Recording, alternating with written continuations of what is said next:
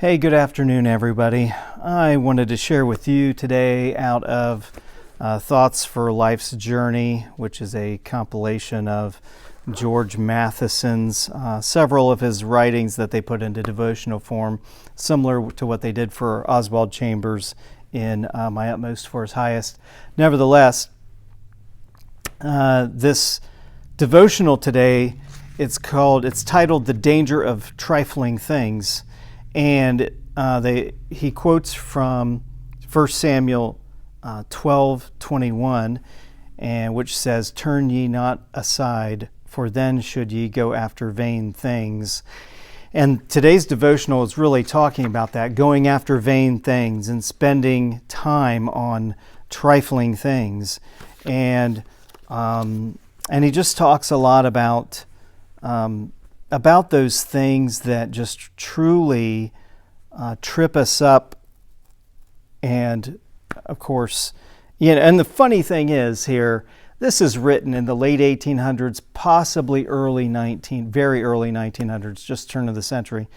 And I'm thinking to myself, what kind of time wasters did they have then compared to what we have now? Not that I'm bragging about that, but it's just troubling to think of how many different just devices and just gizmos we have that just divert our attention onto other things. Anyway, but he says, and I'll just read a portion of it, he says, "Lord, save me from lifting up my soul unto vanity. There is a pride which brings its own fall, and when I aim at impossible things, I am taught my presumption by stern experience. But when I aim at things beneath me, I never learn my need. My pride gets no fall. The lowness of my aim lulls me into a false rest. I lose my longings, I crush my cravings. I drop my desire for higher things. I mistake my passiveness for peace, my deadness for decorum, my lethargy for life. If I aspired to a Tower of Babel, my failure would confound me and perhaps redeem me. But I'm satisfied with a house upon the sand, and my soul is unconvicted of sin. When thou passest through my Galilee, I do not come to thee. Greater sinners come, Zacchaeus comes, Mary comes, but not I. Why is this, O Lord? It is because my infinite selfishness lies in so small a vessel. I have done no harm as Zacchaeus has, as Mary has. It seems a small thing that I have done no good. I have placed my treasure in a trifle, and the trifle veils thee from me. Rend that veil, O Lord. Show me the virulence of the poison in the tiny box. Break the box. Trample on the trifles. Cause the vain things to evaporate. Banish the baubles that keep me from school. Take away the toys that divert me from thought. Put aside the playthings that tempt me from reflection. Teach me to know my need of thee."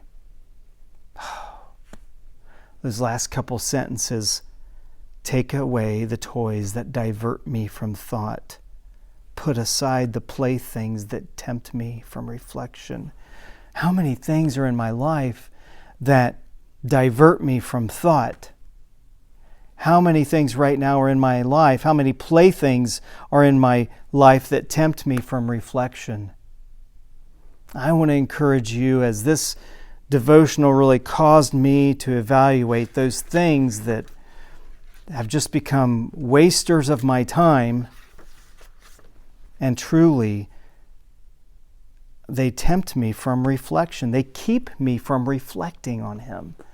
How important is it that you and I take time to reflect and to just have time to think, to truly think.